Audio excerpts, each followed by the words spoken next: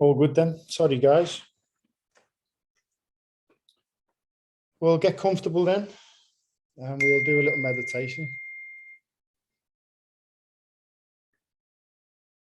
Am I screen sharing here? Can you see what I'm seeing? No? No. Okay, sorry. There we go. Can you see that? Yes. Okay.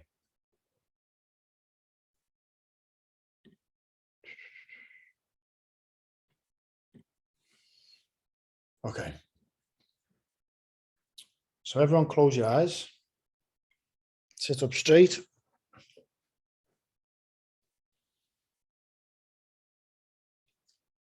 And just rest your awareness on your breath.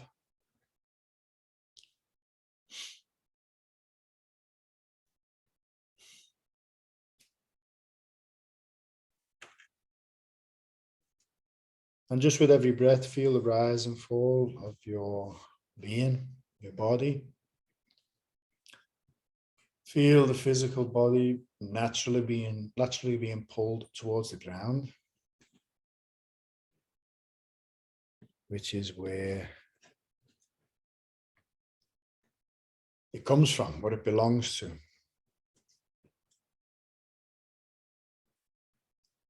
Be aware of the energetic body, the energy flowing through the physical body, giving life to the body.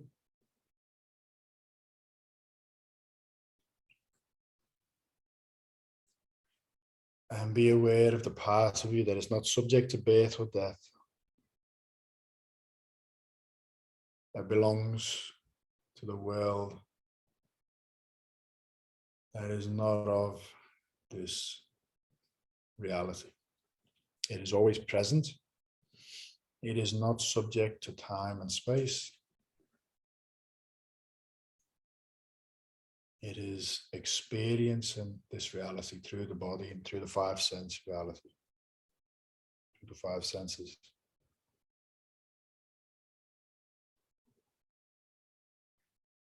And even observing this world, we have, if you look out at the horizon, we have the physical world below the horizon, all life on the horizon, an open space above the horizon. Tien Di Ren, heaven, earth, human beings.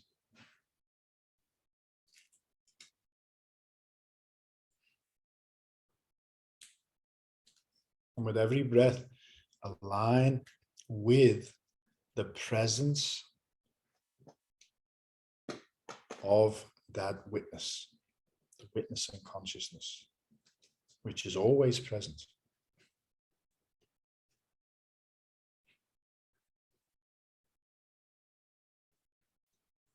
We invoke the soul world, the divine, the Tao, the source, the all Shifus, spiritual masters, ancestors, all Yuanling, all enlightened souls, the Ren Di Qian Dao, Shen Qi Jing Hui, heaven, human beings, the earth, heaven, soul, heart, mind, energy, and matter.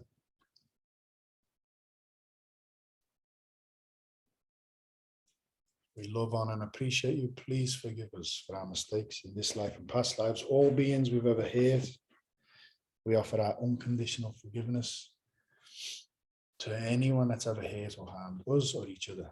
May we join as one in love, peace, and harmony. Universal love, universal peace, universal harmony. The Guanyin, Dashes Yapusa, Ami Tofu, all beings of the Western Pure Land bliss. In Buddhism, Shikyamuni for Ami Tofu, Yao Shifu, the three pillars of Buddhism.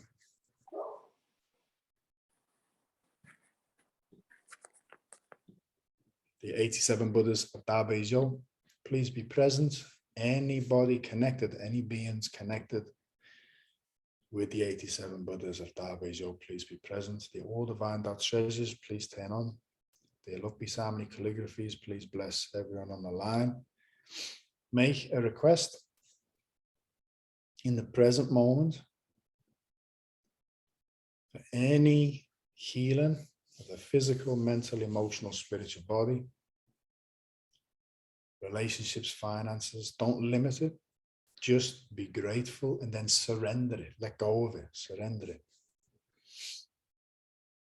All the bad treasures.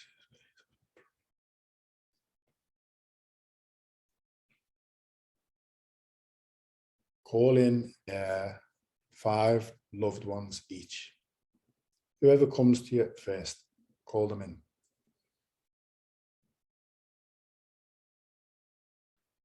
May they be blessed appropriately by the divine Tao and the spiritual world. It's not me offering the healing, okay? So everything is between you and God, you and heaven. Blessing, start. Chen shu chen yen da ci da bei ju ku ju nan guan da yuan man guan shi yin pu sa ling hui shang shi Chen Guang Jing Wang Ami To Fu Master Sha Chen Shou Chen Yan Wu Ai Da Bei Xin Tu Lu Ni Chen shou chen yan mu ai da bei xin tu lu ni. Chen shou chen yan mu ai da bei xin tu lu ni. Namo hula danu dulai namo wolia buluji di subelai pudi zado boemo ho jalo ni jaye hanza velava sudunu dasha namashijali do mangolia boloji di shivalaran do bana manula jinji jili mo benu zami zambu do doji bomboji and zabazado namo bazada namo baje muvada do daji do amo boloji lu jadi jalo di jili Mo Buddhisato Sapo Sapo Mola Mola Moji Moji Lido Yen Julu Julu Jamandulu Dulu Fase di Mo Fase di Tolo Tolo Sali di Shivalaya Jela Jela Moma Vamola Mudili Si Jinu Jinu Vola Shang Vala Jeli Vaja Vajan Vola Jaya Hulu Hulu Molo Hulu Hulu Jili Solo Solo Chili Chili Solo Solo Buddhi Midili Anola Jinji Sali Zanina Boya Monosoba Hu Shido Yesoba Hu Mo Shido Yesoba Hu Shido Yisobalaya Soba Hu Nola Jinji Soba Hu Mononola Soba Hu Chile Jangamoti Sobo Sobo which do Sobo Jila which is Sobo Botomoji Sobo knowledge Jila Sobo Mobile Jillian Sobo Namola Dana the line Namolia Apology Sobo Sobo and Shida Mandala Bandi Sobo Jingashin drawings Sobo Jingashin drawings Sobo Magician drawing in Sobo Ambujuli Chili Sobo Chen Shou Chen Yen Da Ci Da Bei Ju Ku Ju Nan Guan Da Yuan Man Guan Shi Yin Pu Sa Ling Hui Sheng Shi Chen Guang Jing Wan Ami To Fu Master Sha 天地人合，神奇境合，一道合境，万灵融合。Dus focus on your lower abdomen, breathe into your lower abdomen, and just relax. Mind power, see light, nourishing in. Very simple field theory. Everything has a field. Field is information, energy, and matter. When we offer spiritual blessings, we chant spiritual mantras, the information, energy, and matter of Quan Shi and Pusa Guan Yin, 87 Buddhas of Tao Te Ching, the divine and Tao. Anyone connected to that blessing, their information, energy, and matter can enlighten, purify, bless, transform, uplift, inspire our field, our information, energy, and matter. Very simple. Okay. So always give all your appreciation to heaven. When you're ready, you can open your eyes, you can stay in that space. If I, for any reason, I'm wrong here, I think we're up to 46, but if we went over these last week, please let me know. Because I didn't look at this, I wasn't aware we were going to be doing this. Yeah, we are. I think we're up to 46. Okay, so when a country is in harmony with the Tao, the factories make trucks and tractors. When the country goes counter to the Tao, warheads are stockpiled outside the cities. There is no greater illusion than fear, no greater wrong than preparing to defend yourself, no greater misfortune than having an enemy. Whoever can see through all fear will always be safe. Very, important for the world we're in today. When country goes counter to the Tao, warheads are stockpiled outside the cities. We're very far from the Tao right now, but that world is, in my opinion, is definitely fallen. There is no greater illusion than fear, no greater wrong than preparing to defend yourself, no greater misfortune than having an enemy. Whoever can see through all fear will always be safe. One story, which I'm sure you're all familiar with. Another story you might not be familiar with is from a Zen master called Ryoku, beautiful Zen master. He actually got blamed because he used to wear just like rags. And he actually got blamed for stealing something. And when they took him to the court, the judge knew that he was the local Zen master and said, this gentleman would not have done what you're accusing him of. And he said, take him out. And when he was outside, the judge went to see him. And the judge said, why did you not try and defend yourself? And he said, they wouldn't have believed me anyway. But he surrendered to the situation. One story that you're all aware of is the great famous story, Is That So? Zen master in the temple, well respected in the village. A young daughter of a family that used to pray at the temple falls pregnant young. And when the family are putting pressure on her, she says the father, she thought it was going to get her out of trouble. The father of the baby is the Zen master. When the baby was born, the parents of the girl, they take the baby to the temple. They give the Zen master a hard time. They say, this is your baby. You're a disgrace. You look after it. And I think it was Harquin. And all Harquin would say is that so? Is that so? In some of the stories they say, is that the truth? They give him the baby and he doesn't resist. He takes care of the baby, but he's disgraced in the village. People spit at him walking past. He stops getting donations from the village. And when the young girl can't live with herself anymore, she confesses that he's not the father. The father was like the fishmonger's son or something.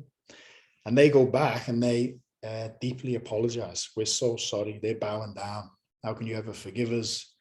We'll take the baby back. You are not the father. And all Harquin would say was, is that so? Or is that the truth? He gave the baby back and gained his respect again, which again, he wasn't attached to anyway.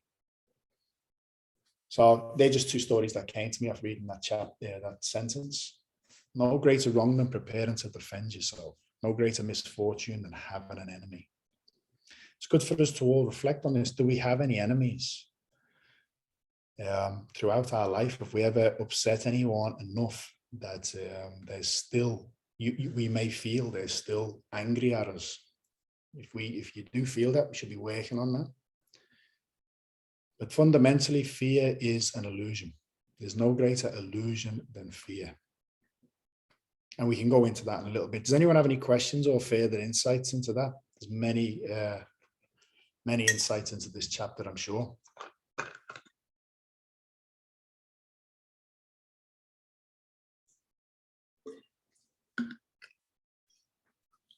No? Okay.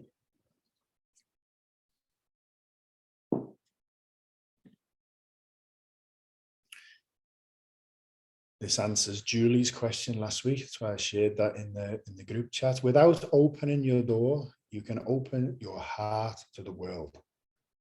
Without looking out your window, you can see the essence of the Tao. The more you know, the less you understand. The master arrives without leaving, sees the light without looking, achieves without doing a thing. Again, a lot of the things I'm going to share in these chapters are very much on the surface, okay? And I say every week, every Tuesday, tomorrow morning, I do recommend getting on Master Shah's live YouTube videos where he shares his insights into the Tao Te Ching. It's very, very different. Without opening your door, you can open your heart to the world. Last week, Julie said, forgive me if I get this a little bit wrong, Julie, but I remember you saying you struggle with wanting to get out and serve more. And sometimes you can't do that. And if I'm wrong, please just unmute yourself and correct me. But without opening your door, in other texts I've read of the Tao Te Ching, Lao Tzu says, without taking one step, you can travel the whole universe. So slightly different. But without opening your door, you can open your heart to the world.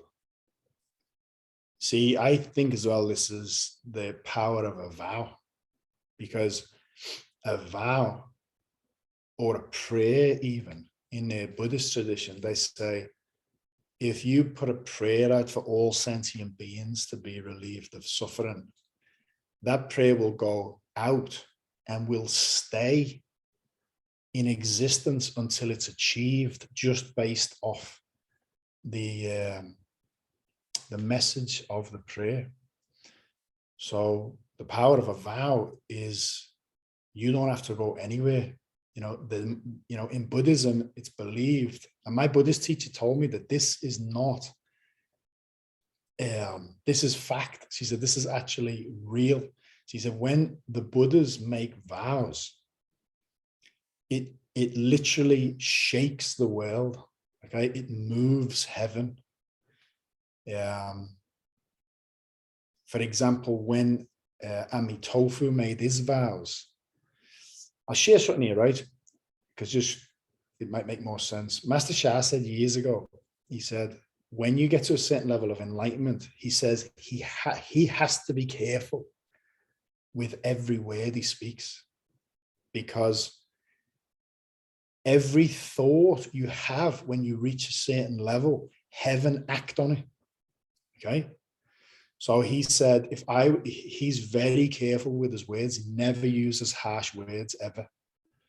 He says, if I was to use a harsh word, I could send whoever's listening, my students, to a dangerous place spiritually.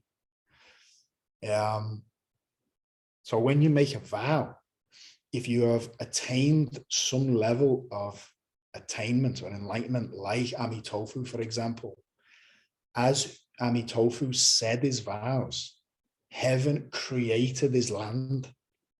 Okay, so as he was saying, in my land, if there is any being that can't see in every direction, the 10 directions, may I never attain unsurpassed perfect enlightenment.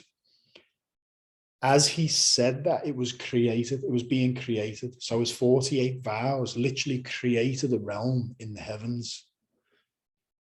So this is the power of a vow. You make a small vow, you make small progress. You make a big vow, you make bigger progress. But you don't make the big vow because you want to get somewhere. You have to take it serious in terms of basically wanting to relieve the suffering of all sentient beings. Without looking out your window, you can see the essence of the Tao. My understanding of that at the moment, because I've had many insights into all of these chapters, but they're always changing, is I'm understanding more the actual importance of matter at the moment. In this text, in chapter 1, he says, the manifested world and the unmanifested world both stem from the same source. Master Shah has been saying that the physical world is the expression of the Tao. Therefore, it's the same. The mantra we've been working with over the last 2 weeks, Jin Dan Da Dao Shulian, what's he saying? All matter, all energy, all spirit, all emptiness, all complete emptiness belongs to Tao. It is Tao. So everything is sacred. Everything is an expression of the Tao. Everything is selfless. Okay. So without looking out your window, you can see the essence of the Tao, because everything is a manifestation of the source. Everything carries Buddha nature. Everything carries emptiness. Everything carries the Tao. And this is the Buddhist teaching on emptiness. The more you know, the less you understand. Lao Tzu says, every day in the pursuit of knowledge, something is added. Okay, we're accumulating information. In the physical world, we're accumulating clothes, things that we're never going to use, that just keep us attached and distracted. In the pursuit of the Tao, every day something is dropped. You realize that you don't possess anything. You detach from physical things, but you also drop concepts, rigid beliefs. You become more open. Okay, so the more you know, the less you understand. The more you know about the world, the less you understand about the Tao. The master arrives without leaving, sees the light without looking, achieves without doing a thing. The master is aware of the Tao right now.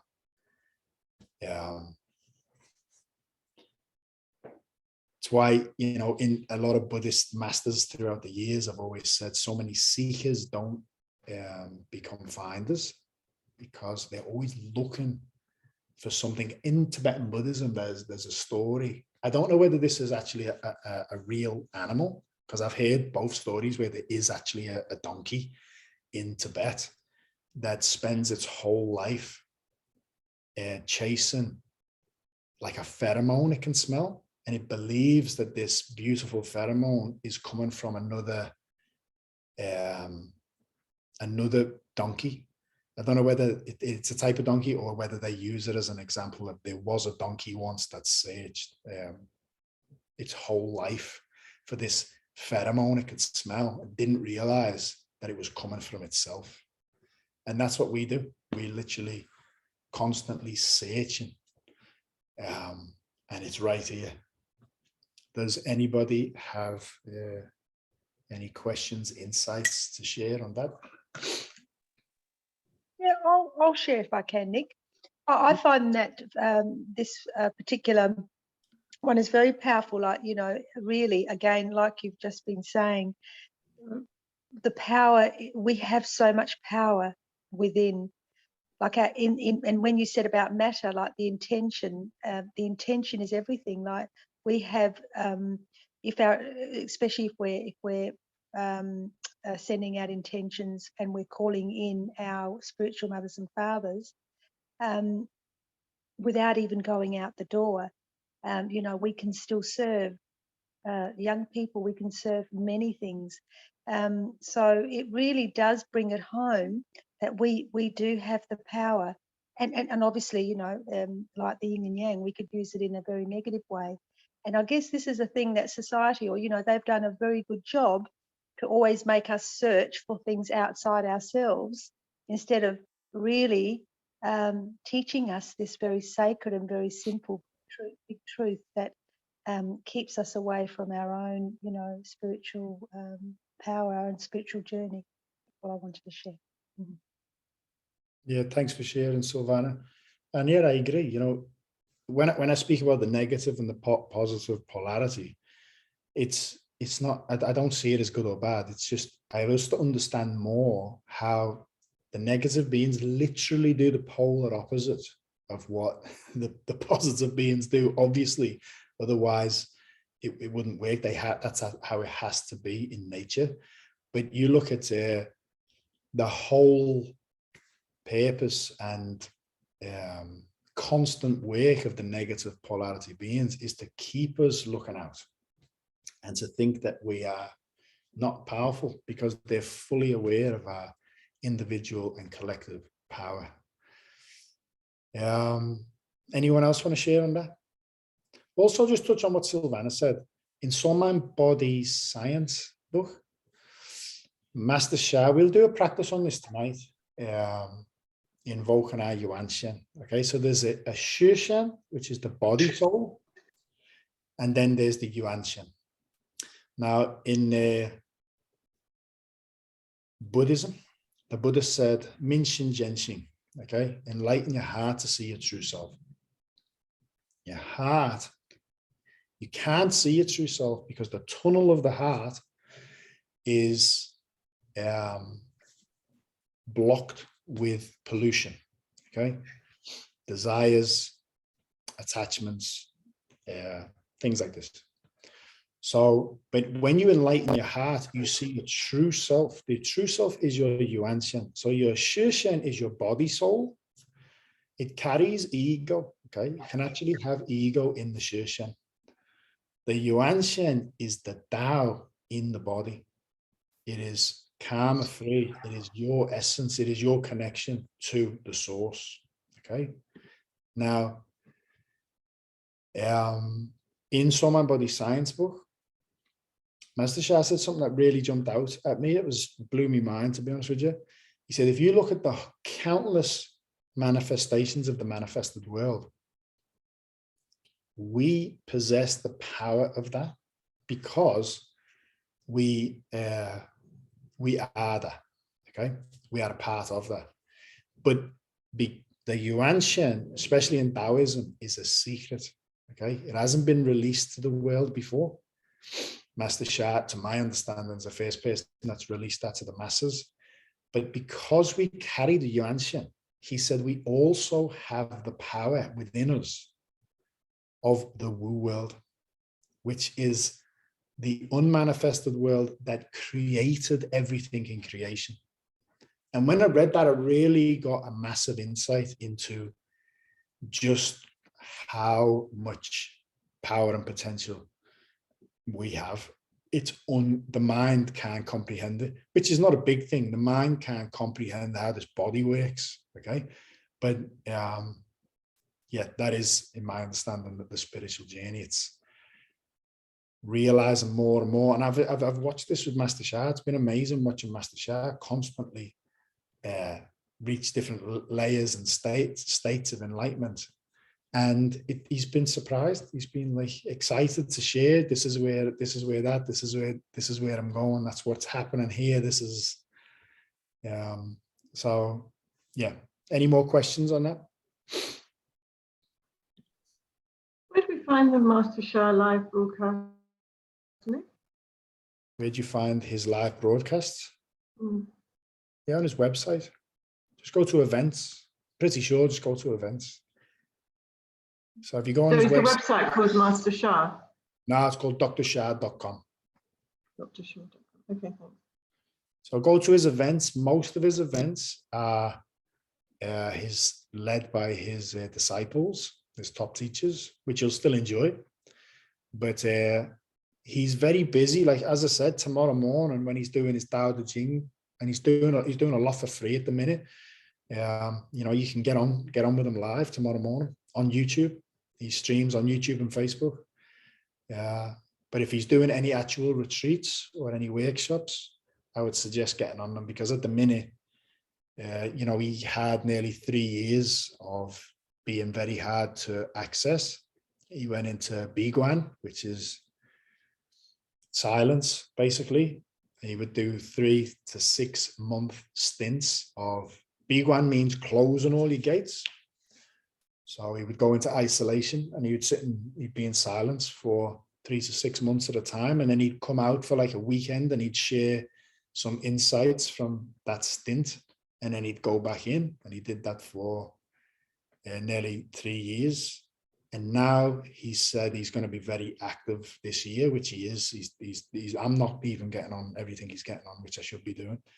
So if you can get on, he's sharing some incredible wisdom at the minute. So when you say retreats, they're not actual. I mean, where is he, in the US, or is it in Australia? He's based in Canada. He's based in Toronto. Okay. But you can get on live and do his live retreats, live webinars, and whether it's like learning calligraphy, whether it's becoming a healer, or whether it's just watching him talk about the Tao Te Ching. Once a year, he does like Guanyin retreats, Heart Suture retreats. So yeah, he does some cool stuff, and you'd really get a lot from him. I promise you'd enjoy them. Okay, thanks. All good. Again, you know, I say this every week, but whenever we go to read a chapter, just be aware of the field of the chapter, entering your field, and just allow yourself to absorb the wisdom, the frequency and vibration of the text. So 48, in pursuit of knowledge, every day something is added. Interesting, we just spoke about this. In the practice or pursuit of the Tao, every day something is dropped. Less and less do you need to force things until finally you arrive at non-action. When nothing is done, nothing is left undone. True mastery can be gained by letting things go their own way. It can't be gained by interfering. Come here. My little dog is so spooked by something. Come here. What are you looking at? What's he looking at? Come here. Come here. He knows he's getting a haircut tomorrow. Come here. Say hello. You can't see. I think that's what it is. Get a haircut tomorrow, aren't you? Love you, go on. He's looking up and he's like, he's growling. Does anyone have any questions on that? In pursuit of knowledge, every day something is added. We've gone over that tonight already. In the practice or pursuit of the Tao, every day something is dropped. Less and less do you need to force things until finally you arrive at non-action. When nothing is done, nothing is left undone. This is the principle of Wu Wei in Taoist teachings. Lao Tzu, to my understanding, was the first person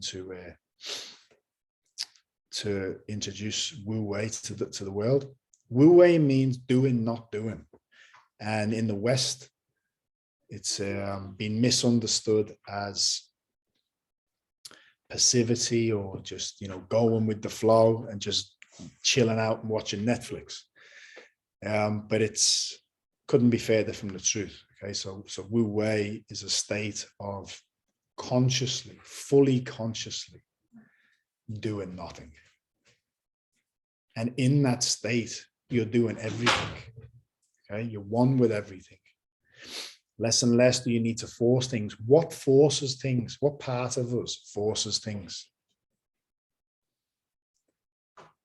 okay, the mind, the ego, Yeah. until finally you arrive at non-action. When nothing is done, nothing is left undone. True mastery can be gained by letting things go their own way. I don't know whether he's still on the line. No. Fletcher was on before. Fletcher's done a like a Vipassana. And fundamentally with Vipassana, it's a practice of allowing things to be with no resistance. Understanding that the natural process is perfect. As you say in the Zen tradition, every snowflake lands perfectly in its place. Everything is on its reverse creation, reverse journey back to the Tao. So true mastery can be gained by letting things go their own way. Has anybody ever experienced a situation where you have said your piece, or you've tried to fix it, or you've acted, or you've done something, and then you thought to yourself, when the mud settles a few days later, you think, if I'd have just stayed quiet and observed, everything would have worked out better. Has anyone ever done that? I've done that. Yeah, plenty of times. Can't be gained by interfering. We've all done it. It's good. Anyone want to share on that? I've experienced what you're talking about, a number of times when I was running the charity basket brigade, because you have lists of recipients that you have to feed, and then you have to try and work out how you're going to do that. And it's, people are on the phones, and the first 3 years of doing it, I panicked every year. But what I realized was we didn't just get enough, we got more than enough. And so I just let it go, because I knew it would happen. It's hard to explain, because it's not really, it's not a belief, it's more than a knowing.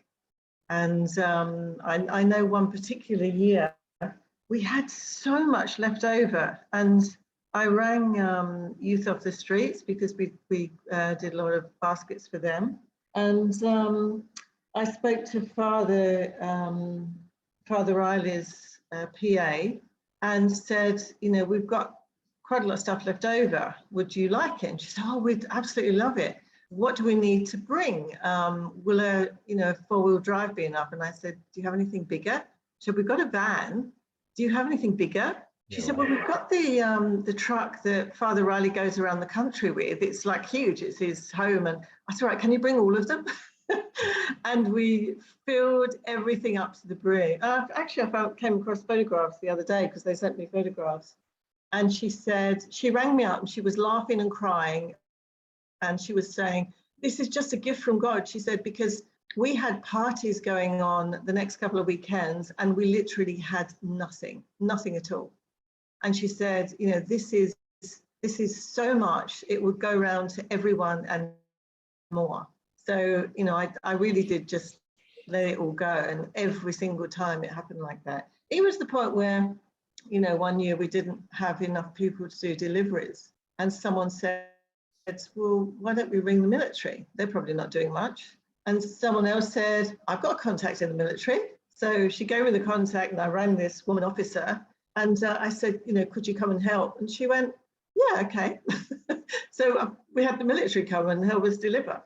So every single time it worked out. It was just, when you're doing that, I think, for the greater good, then the universe moves mountains every single time. Yeah, and surrender. Thanks for sharing. That's a cool story. And surrender. Surrender is a big one, because surrender and trust are big ones. If you trust, trust actually helps you surrender. If you really trust in the process of things, because I heard, it was actually, I think it was Deepak Chopra, he explained synchronicity, and he nailed it. He said, if you break down the word synchronicity, it's chronos, it's time. Sync is one time, synchronicity. So he's saying that, he said that in biology now, they're aware that, I think he said Einstein tried to prove that between different organs and things in the body, there is communication, but they're sent through signals. And long story short, he said that's been debunked. There is 50 trillion human cells in the body, roughly. There is, they're each doing 4 million things a second, and they're in constant communication with each other. Okay. And they're not sending signals, they're just in communication with each other. Now, he said, this is why we can read a book, play a piano while we're digesting our food, fighting off infection, making a baby, all these different things. And he said, not only that, but the body is in sync and is aware of what's happening in the stars, okay? Knows whether it's a full moon, is in sync with what's going on when all these different stars are doing different things. So he said, this means that everything is shared in one time. This is synchronicity. So when synchronicities happen in your life, it means that you are one with that life. You are in sync with the one time that everyone's experiencing. So he said, if that's the case, why don't we always experience it? Now, I was really intrigued to see how he answered that question, which was his own question. And he said, we get in the way. The mind tries to control the situation or tries to control the future. Therefore, we are pulled out of this present moment and we only create challenges for ourselves. So if fundamentally the essence of all teachings is the power of now, is to be so present without resisting life, without resisting what is put in front of us, we then start seeing synchronicities in our life. We might start seeing 1111 everywhere, or all these numbers, or just, did I ever share with you guys? I think I have done. I'm sorry if I'm repeating myself, but the time when Danielle was going to do Vipassana in South Australia, did I ever share that?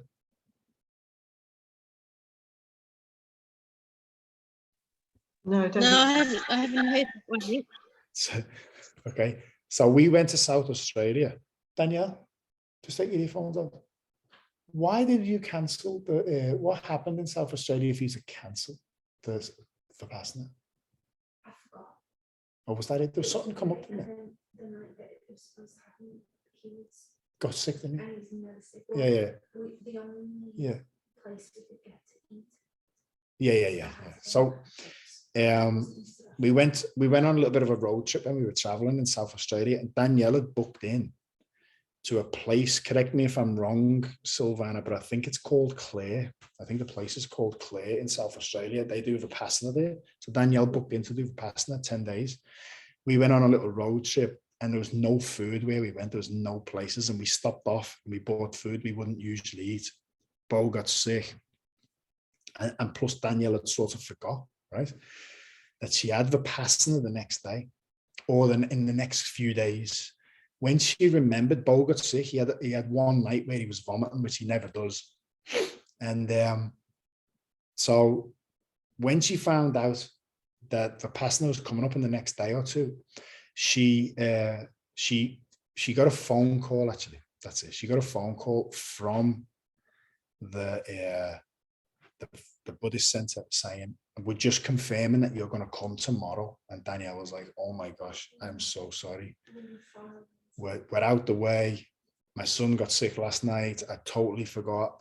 I really apologize. They said, that's no problem. All good. So the day she was meant to go on the Vipassana, I needed to open a new bank account. So we drove back into like Adelaide, and we went to a part of Adelaide where this bank was. I wanted to open a bank account with. We'd never been there the whole time we'd been in Adelaide. We'd never been to this area. So we pulls up, And as I was going to the bank, I seen a beautiful bookshop. So I goes into the bookstore, and I usually always go to like the spiritual section to just have a look what books they've got, right? And there's a guy standing next to me, and I can feel he's looking at me, right? And he's like, I'm picking up that he just wants to like say something to me. And he said, excuse me. And I said, yeah. He said, have you read any of these books? And I said, yeah, I've read a few of them. He said, have you ever read this book? And he had the book in his hand. And I said, I have actually. And he said, is it a good book? I said, yeah, it's a nice book. And he said, can I share something with you? I said, yeah. He said, I suffer with social anxiety, right? He said, I don't really, you know, I really struggle in crowds and whatever, and I'm trying to heal it.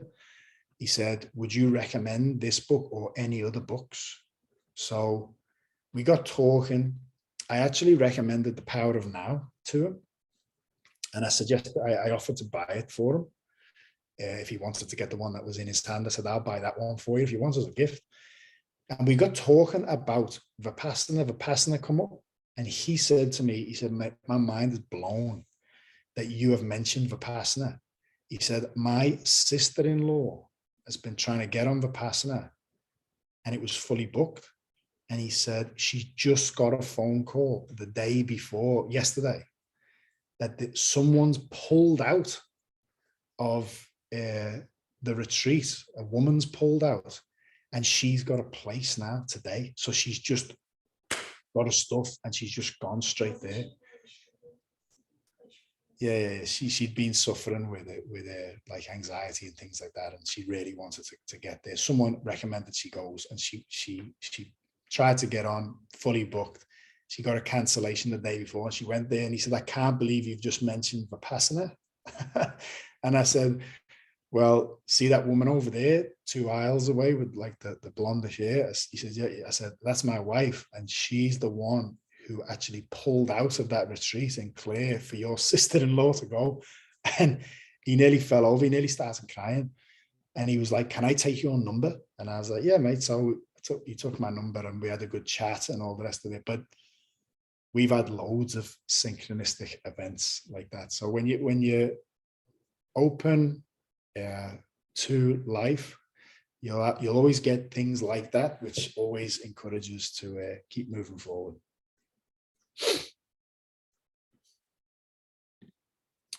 Okay, 49. Sorry, 1 second. Thanks, Lucy. The master has no mind of her own. She works with the mind of the people. She is good to people who are good. She is also good to people who aren't good. This is true goodness. She trusts people who are trustworthy. She also trusts people who aren't trustworthy. This is true trust. The master's mind is like space. People don't understand her. They look to her and wait. She treats them like her own children. A beautiful, beautiful chapter. The master has no mind of her own, no ego. Okay? How often does our mind isolate itself from the whole? Most of the time. Okay? It's always looking to separate itself. It's always looking at what we can gain. Okay. But here, the master has no mind of her own. She doesn't think like that. She hasn't got that part. She's one with the Tao. Okay. She works with the mind of the people. She's always one with the people. You know, I actually can speak from experience.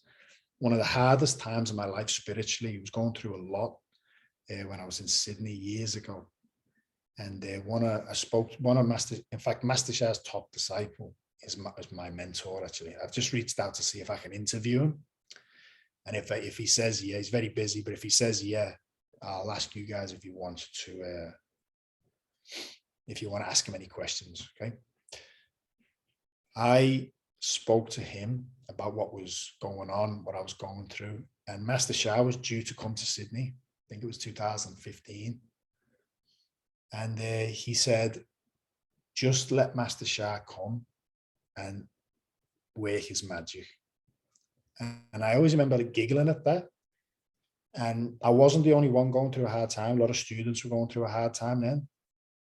And honestly, it was amazing. He just came, he taught, and just what he brings spiritually. Every time he gave a teaching, it's for everybody. Like he always says, he laughs at it. He says, so many people speak to me and they say, you gave that teaching and directed it at me. And he always says, I don't direct teachings at anyone. I teach for Wan Ling. Okay. He invokes Wan Ling when he gives a teaching. His teachings for Wan Ling. He said, when I teach, many beings in the spiritual world are here listening to the teaching, but everybody feels very touched personally by the teaching. Okay. There's always a message for everyone in his teachings. And it's true. When he left, it was just like this cloud had been cleared and everyone was just very in a state of just love and bliss and respect for each other, more understanding and compassion and what have you. And so that's just what that sentence always reminds me of. She works with the mind of the people. In the book Soul Communication, by the way, he says in that book, he says, when you do soul communication, if you're a public speaker or you're going to give a teaching, you can invoke all the souls of the people who are going to attend and the main soul of the whole group and say, what do you want to be taught? Okay, you can do soul communication on that level. And the most important topic will be shared to you. Then you can speak, you can teach that. So this is like the level of mastery and connection with the soul world. And it's massive. It's so powerful because that's why obviously everybody gets the teaching. And everyone feels like it's directed at them. Not in a bad way. Many people feel privileged that they've addressed their questions. He's addressed their questions because, I'll share another story. I remember that around that time I was going through a hard time. Now, Master Sha is teaching the Tao Te Ching a lot, which we're going over now. But for years, he never mentioned the Tao Te Ching. Okay, he had his Tao 1 and Tao 2 books, but he never really mentioned the Tao Te Ching. And I was going, as I said, I was going through a bit of probably the hardest time of my life, spiritually speaking. And I was getting tested a lot. And I remember he was coming on stage and I spoke to Master Sha's soul and I said, please, Master, can you just give me a sign? Just anything, just give me a sign that you're aware of what I'm going through and that you can hear me, type of thing. And at the time I was listening to the Tao Te Ching on repeat. I had like a little iPod Nano. And when I was abseil working, I just literally had it on repeat. I'd listen to the Tao Te Ching. I'd listen to like 2 or 3 versions of it. And they'd get to the third one, they go back to the first one again. Yeah, because it was really helping me detach from the world and go within and all the rest of it. And when I did that, and when I asked for Master Sha to do that, he literally came on stage and he just walked on stage and he turned around and he said, everyone should be reading the Tao Te Ching. He said, I've never heard him say this before. He said, if you want to know what book I read every day, I read the Tao Te Ching every day. He said, my Tao Te Ching is years old. He said, it's battered. And he said, it comes traveling all around the world with me. And I was nearly crying. I just thought that was my message. Do you know what I mean? Okay. She is good to people who are good. She's also good to people who aren't good. If you haven't read a book by a woman called Amma, the Hugging Saint, I don't know if you guys have ever had a hug. Me, Danielle and Bo, we've been blessed enough to have a hug of Amma. Beautiful, amazing being.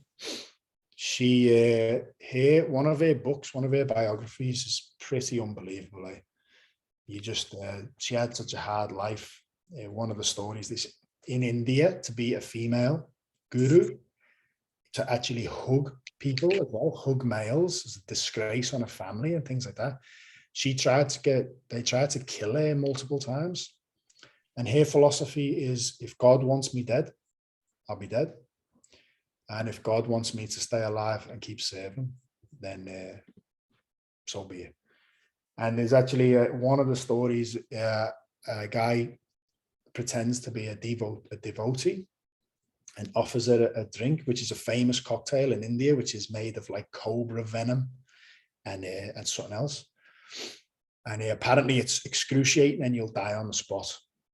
And he offers it like he's given it, but she knew who he was, she knew what he was doing.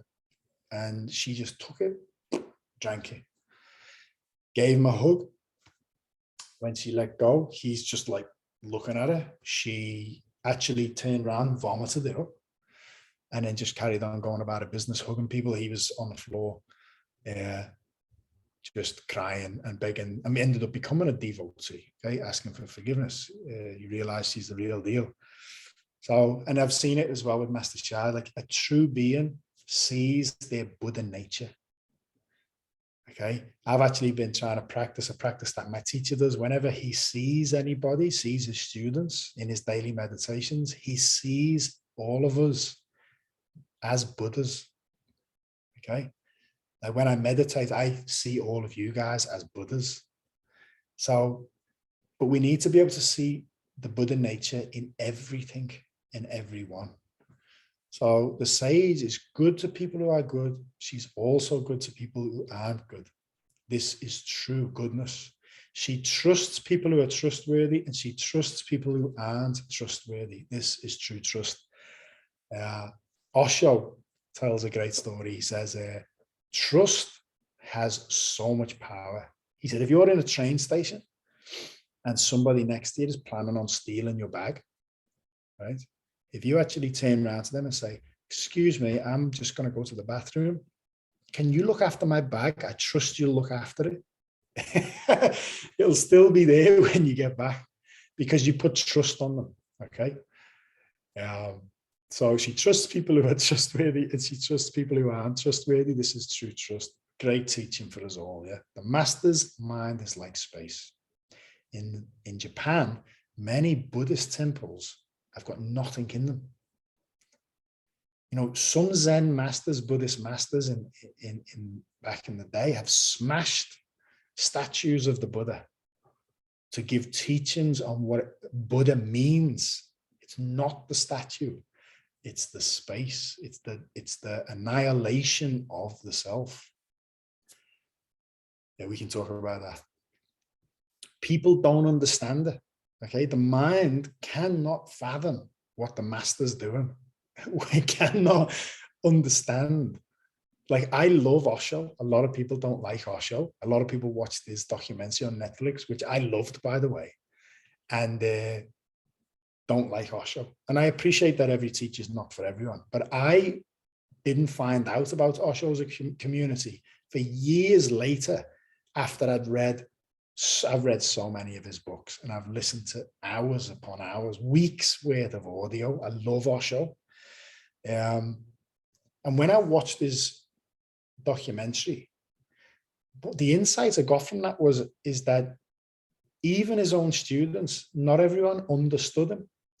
And it's the same with Master Sha. When I was staying in a friend's place who run the centre in Sydney, I observed, I thought to myself, wow, there's me, Danielle, and this other couple, all in this same house. We all see the teaching different or resonate with different aspects of it. Okay. So, you know, it's a Buddha is always misunderstood. I'm not saying we misunderstand them. That was maybe not the best example, but if you look at Osho, Osho was enlightened, in my opinion. I genuinely believe that he was an incredible teacher. But the students, to my belief, misunderstood him. And I thought that the documentary actually did a good example of showing that, but I'd already watched and listened to so much of his text that I understood a lot more than what was getting shown on the documentary. But the master's mind is like space, okay?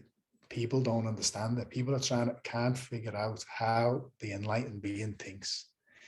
They look to it and wait. She treats them like her own children. I like that, actually. There's many meanings to that as well, but it is true. Like, you know, I'm 40 this year.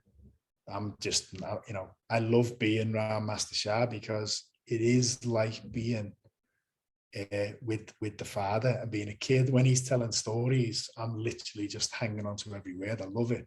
But at the same time, one thing I am appreciating more as I get older is appreciating older people in general who've lived a life.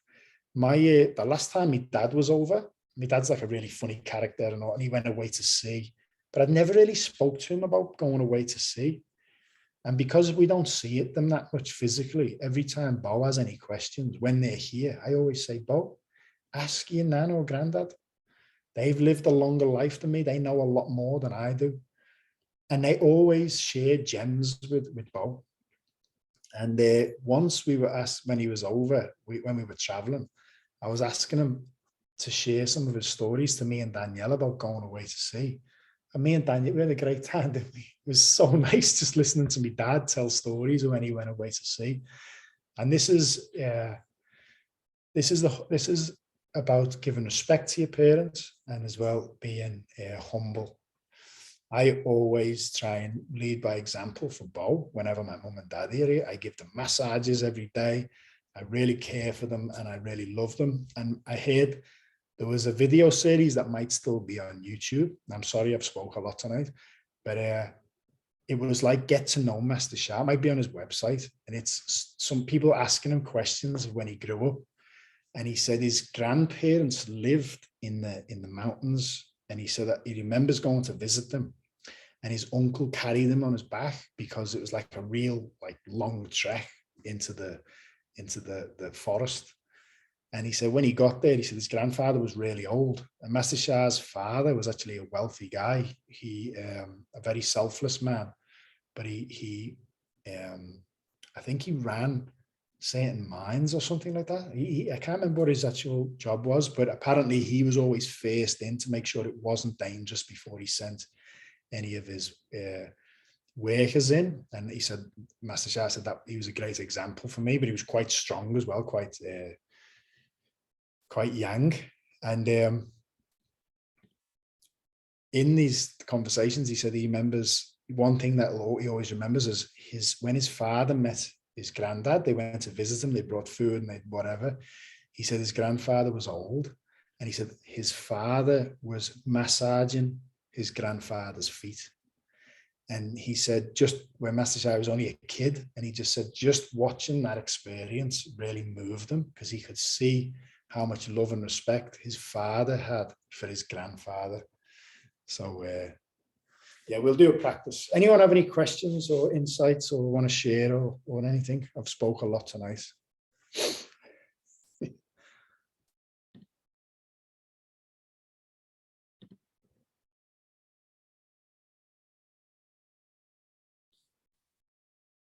When you say your dad went to sea, was that because he was in the Navy or?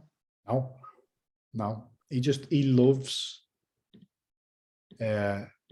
loves ships, and it was just something he always wanted to do. I wasn't born. It was when my brother, I think my brother's like 11 years older than me. When my brother was born, he went away to sea for a year or two, and then came back. Just something he always wanted to do. So I don't know what they were doing, what they shipped. I don't know whether it was goods or whatever, but he wasn't in the Navy. I just wondered because my granddad was in the Merchant Navy, and he was in the last World War, and he was torpedoed. The boat he was on was torpedoed 3 times. Yeah, wow. Yeah, and he ended up, and his brother, who actually joined up, but he was too young, so he faked his age. And they were both on the last ship that was torpedoed and ended up, I can't think it was somewhere in the, I'm not sure where they ended up, but my mum still got the telegram, and they came back on the 8th of December, which was his birthday, and she still has that telegram. Yeah, well, did they survive the torpedo? Yeah, they survived. 3 times he survived. You wouldn't want to go on a boat with him though, would you? Oh, good. Okay, so let's do a meditation.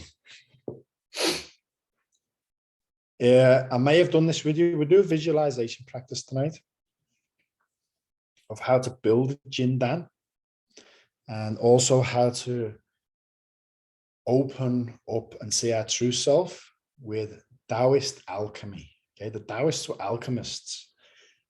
The Taoists used to try and make, originally tried to make like longevity Jindans physically. Okay, they would melt down metals and they'd try and eat them, and many of them died.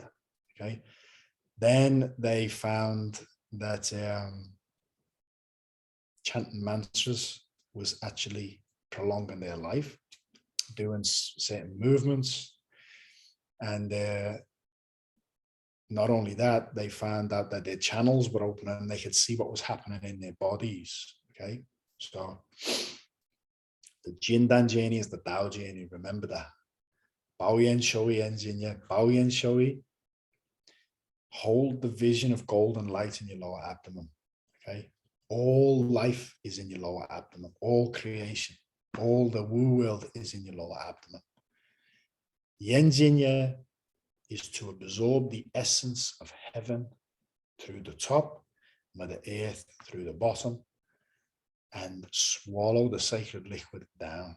Baoyan Shui Yenjin. Yeah, we've done this. Master Sha told me in a one-on-one, he said that is 220 lines summed up in one sentence, and he was actually going to put another line to it. I can't remember what it is in Chinese, but basically the translation is, it's in one of the Tao texts. What I've just explained to you, what Baoyan Shui Engineer is, and if the second sentence means walking, sitting, lying down, eating, something like that. You always have focus on the Jindan. Okay, it's a longevity journey. But we're going to use the mind power. Okay, so both hands over your lower abdomen. We've already invoked the soul world. So as you close your eyes, if you open your eyes, you're looking at a screen, you're surrounded by your environment, your family. When you close your eyes, you see the spiritual world. You see the spiritual body, you see the light, you see the field of the heart, the field of the liver, the kidneys, you see the field of the systems, you see the field of your bones. You see light coming in.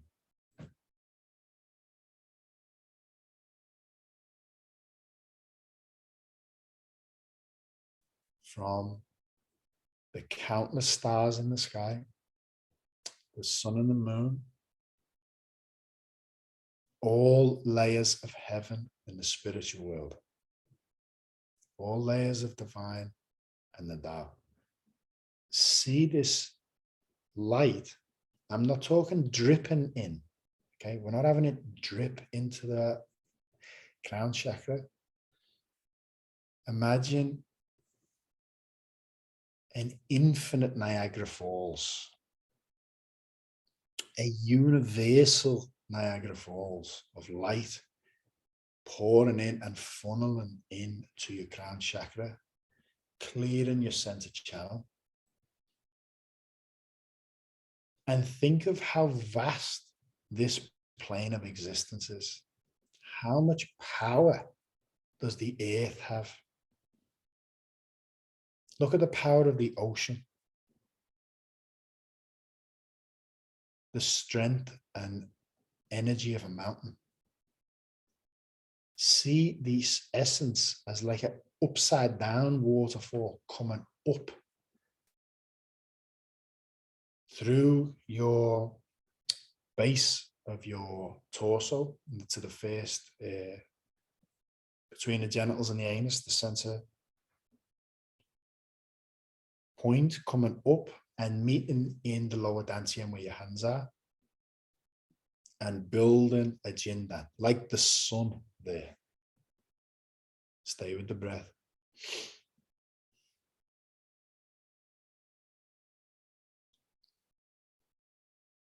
And we're going to see this golden light move from this jindan into the kidneys and fill the kidneys with golden light.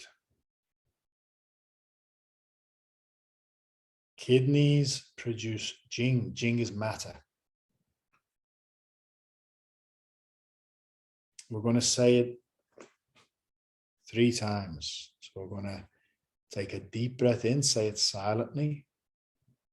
Sorry, say it first. We'll say it 3 times, and then we'll take a deep breath in and say it silently. So kidneys produce Jing. Kidneys produce Jing. Silently. I'm saying that out loud for you. Kidneys produce Jing. Deep breath in and hold. Kidneys produce Jing. Kidneys produce Jing. Kidneys produce Jing. Exhale.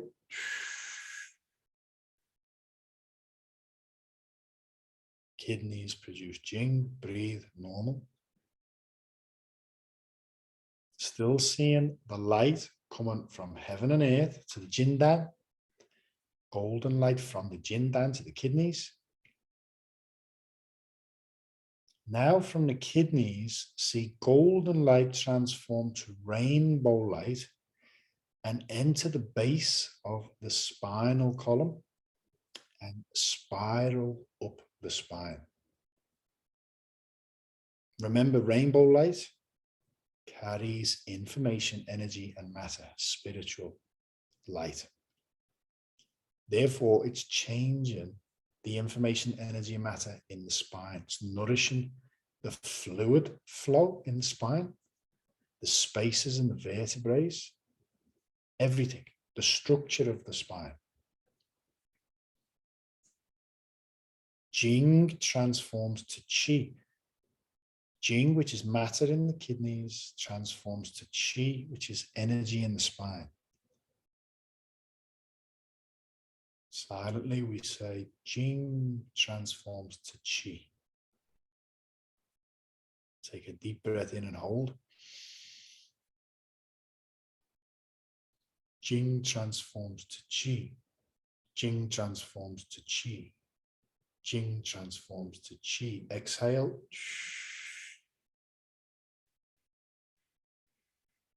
Jing transforms to Qi. Breathe naturally. We're going to see this rainbow light traveling up the spine and then into the head, into the pineal gland, the 6th chakra. It's nourishing the pituitary gland, the pineal gland, the corpus callosum, which connects the right and left brain, nourishing the right and left brain. This light is purple light. Every color of light has a different frequency and vibration. Qi up the spine transforms to Shu. Shu is emptiness. Sorry, Shen. Shen is spirit. Energy transforms to spirit. This is alchemy, changing our body, our being, from matter to energy, energy to spirit.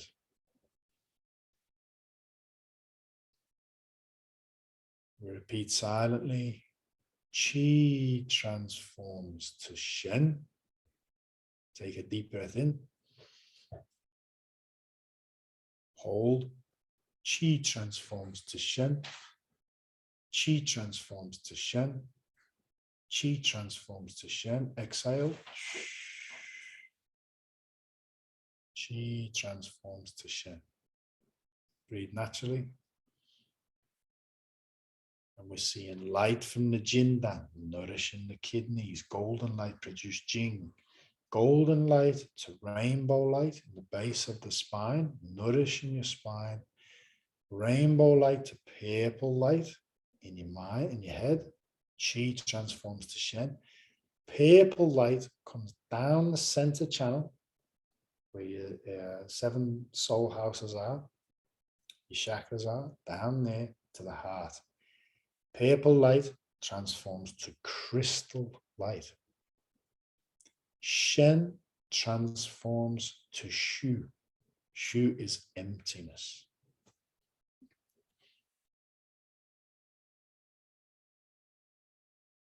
Shen transforms to Shu. Take a deep breath in. Hold. Shen transforms to Shu. Shen transforms to Shu. Shen transforms to Shu. Exhale.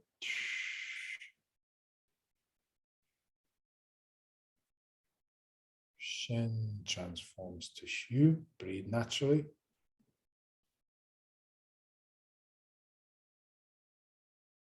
Now we're going to see crystal light in the heart move to the lingam, soul temple. The heart chakra is in the middle. The heart is slightly to the left. Lingam is a sacred temple. Secret. If it's sacred, it's secret. If it's secret, it's sacred. We're very blessed that these are released to humanity, these secrets right now. These are from the Wudang Mountains. We see crystal light move and transform to an even clearer crystal light, almost invisible light, into the lingam, our Yuan Shen soul temple, purifying the tunnel of the heart, connecting with our Yuan Shen. Yuan Shen is original soul. Shu transforms to Tao. Emptiness transforms to the Tao, the source, the complete emptiness. Shu transforms to Tao. Deep breath in. Shu transforms to Tao. Shu transforms to Tao. Shu transforms to Tao. Exhale. Shu transforms to Tao. Breathe naturally. And just observe this cycle. Being nourished by heaven, nourished by earth in the Jindan. Jindan feeds golden light in the kidneys. Produce Jing, matter. Jing transforms to Qi, purple light from the kidneys into the spine, traveling up the spine. Qi transforms to Shen, energy to spirit. Rainbow light enters the head, purple light. Shen transforms to Shu, purple light, comes down to crystal light into the heart, opens the heart. Shu transforms to Tao.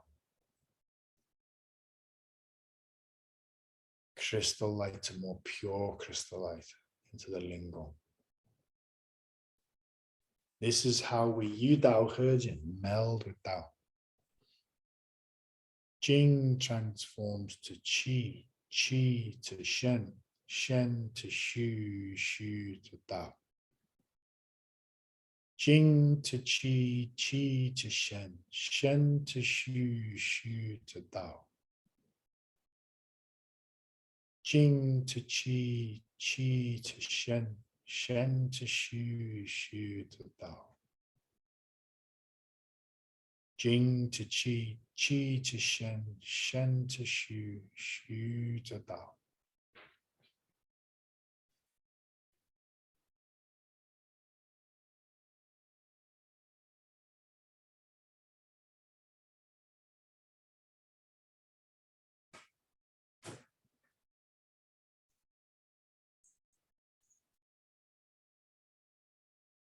We're going to chant Chen Di Ren Hui and Shen Qi Jing Hui. I don't know whether you guys saw the Global Awakening meditation, but I shared an insight into Hui that I had this last week. When you have the physical body, the energetic body, the spiritual body, when they come together in wholeness and harmony, then you have God. If you look at a painting, you have the paint, you have the canvas, you have all these parts. But once they create a painting, that piece doesn't actually have a name. We label it a painting, but it's not. That beauty is all the parts coming together. That is where there's something else there we can't label. You look at a flower, it's made of the petals, the cells, the this, the that, the stem.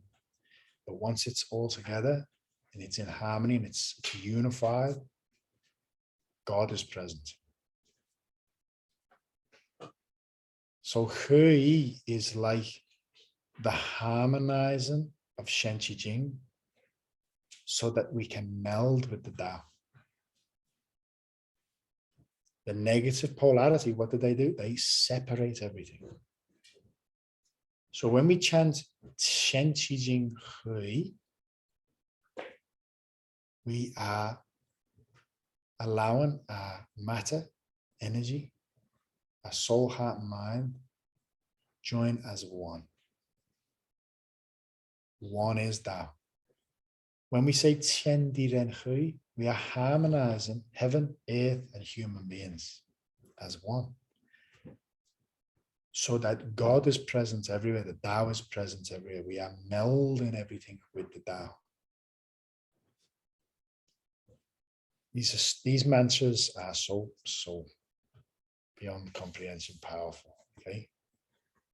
So we'll start with Shen Qi Jing Hui, even though they both mean we chant both for all beings outside and the inner body with both of them, because Tian Di Ren, this is Tian, above the heart, belongs to heaven, below the navel belongs to the earth, and the middle belongs to humanity. We're actually going to use Shen Qi Jing Hui as feeling our body, our soul, heart, mind, energy, and matter joining as one. And when we chant Tian Di Ren Hui, we're going to put our awareness outside of ourselves and see the heavens, earth, humanity join as one.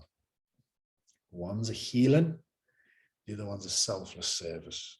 Healing, selfless service. So one hand on the heart, one hand on the lower abdomen. We start with Shen Qi Jing Hui. And just see all the light coming in. Shen Qi Jing Hui. Shen Qi Jing Hui. Shen Qi Jing Hui. Shen Qi Jing Hui. Shen Qi Jing Hui. Shen Qi Jing Hui. Shen Qi Jing Hui. Shen Qi Jing Hui. Shen Qi Jing Hui. Shen Qi Jing Hui. Shen Qi Jing Hui. Shen Qi Jing Hui. Tian, now outside of us now, seeing the natural world. Tian Di Ren Hui. Tian Di Ren Hui. Tian Di Ren Hui. Tian Di Ren Hui. Tian Di Ren Hui. Tian Di Ren Hui. Tian Di Ren Tien Di Ren Hui. Tien Di Ren Hui. Tien Di Ren Hui. Tien Di Ren Hui. Tien Di Ren Hui. Shen Qi Jing Hui. Come back inside the body. Do 2 more rounds. Shen Qi Jing Hui. Shen Qi Jing Hui. Shen Qi Jing Hui. Shen Qi Jing Hui. Shen Qi Jing Hui. Shen Qi Jing Hui. Shen Qi Jing Hui. Shen Qi Jing Hui. Outside of us, all beings. Tien Di Ren Hui. Tien Di Ren Hui. Tien Di Ren Hui. Tien Di Ren Hui. Last round. Tien Di Ren Hui. Tien Di Ren Hui. Tien Di Ren Hui. Tien Di Ren Hui. Imagine the wisdom of heaven and earth and humanity joining as one. The earth's wisdom is greater than human beings. Heaven's wisdom is greater than the earth's. The Tao is the Tao. May we all join as one and return home.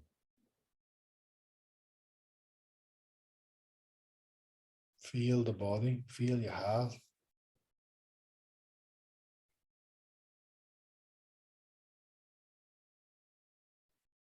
Feel your field.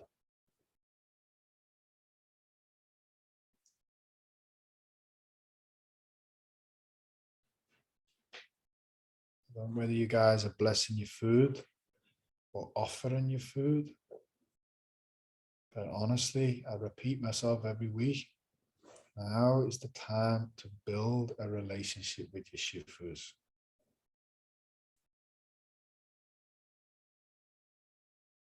Build a relationship with your shifus. You're going to eat something first, just in your heart. Dear my spiritual guides and shifus, I acknowledge you there. I love you. I appreciate you. Please eat first. I offer this food to you first. And bless your food as well. That is a blessing. They will bless your food. Master Guo said to Master Sha, offering your food is more important than meditation. Think about that.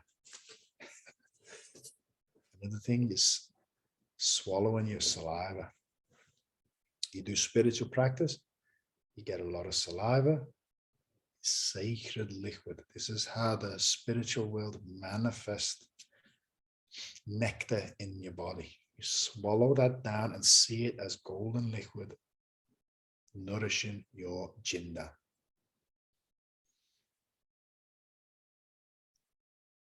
Before we gong song, does anybody want to share anything or ask any questions? I'm sorry, I've spoke a lot tonight, blabbered on a lot, and we've gone over, well, longer than we usually do. I appreciate everyone coming on the line. I'm sorry the movie night didn't work out. I'll do a test run with Soul Masters and see if we can do that. Before we try that again. So please feel free to ask any questions or share anything. I enjoyed all the the talking, Nick, and hearing your stories as well as, you know, the Tao Te Ching teaching. So it's good. Like, actually, was probably a little bit more focused on your teachings were easier to follow tonight. I'm a bit like smashed today, like really tired. And when we were doing the Tao Te Ching, I really was just absorbing in the energy and not listening so much because I was kind of here but not here dozing. So when you started teaching, I was actually a little bit more like when you were talking, I was actually able to engage more. So it was good for me. Thanks, So thank guys. you. No, thanks, Nicola. Thanks, Bruce. Yeah, I enjoyed it too. I like the stories. That's how people learn, through stories. So yeah, I love stories. Yeah, So thank you, Nick. That was wonderful. thanks, guys. Thank you, Julie. Thanks, Nick. Every chapter was relevant and all your comments were so relevant for me at the moment. Yeah, I can't put all I've been thinking into brief words at the moment. I shall get off the line and start writing. Thank you so much. Thank you. Thanks, Judy. Lots of love, Nick. Yeah, lots of love, Debbie. Mm. Master Shah, I've just listened to one of his audiobooks again, and he said in that audiobook, he said, the greatest theory is practice. I don't know, I got a lot from that. It's all in the practice. When you're doing a lot of practice, you'll get all your answers. And it's 6 o'clock in the morning with Master Cha. Possibly 6 or 7 tomorrow, yeah. But it's even if you miss it in the morning, it's recorded on YouTube, okay? If you go I've been to loving my daughter. Sorry? No, go on. I've been loving my daughter's YouTube TV. It's been amazing. Yeah, good. Well, even if you go on my channel, I've saved them all to one of my playlists called Tao. So I've got a playlist called Tao, and all of his Tao Te Ching nights, mornings have been on there. So Okay, thank you. all good. Yeah. Thanks, Lucy. You take care, mate. All good. Well, we'll say. Sorry, does anyone want to say anything? I was just going to say, I didn't write down the time it's overseas, but it's 5 a.m. to 7 a.m. in Sydney. Yeah, okay. 5 a.m. to 7. Thank you. Yeah, because the clocks have gone back, so. And love you, Nick. Yeah, I love you too. Love you all. I appreciate you all very much. I'm always here. And let's thank the soul world, so we say, from our heart. How? Thank you, thank you, thank you. Love you, love you, love you. Gong song, gong song, gong song. Beautiful. I found a beautiful Heart Suture mantra this week that I'll share in the group chat now. It's very nice. I was playing it before. Danielle really likes it. And I'll explain what the difference in Heart Sutras if you want. There's a Tibetan Heart Sutra mantra that I love, which is the whole sutra. It's the conversation between Avalokiteshvara, which is the male representation of Guanyin, with Shariputra. But this mantra I'm going to share is Gate Gate Paragate Parasamgate Bodhiswaha, which basically is a part of the Heart Sutra, where it's basically saying gone, gone, way gone, completely gone, so be it. Again, there's many different meanings to that. So gone to the other shore, gone far away from the human thinking, completely gone, so be it. Okay. But in Buddhism, it's one of the most revered and chanted mantras. It's a very powerful mantra. So, but this is a really nice one I found. It just came up on my feed and it was lovely. So I'll share it in the group chat right now. All good, everyone. Have a lovely week, and see you next week. Love you all. Take care. Love you too. Thanks, Nick. Thank you, Nick. That was lovely. Bye. Thank you. Thank you. Love Bye. you all. Love you, brother. Thank Love you. you. Bye.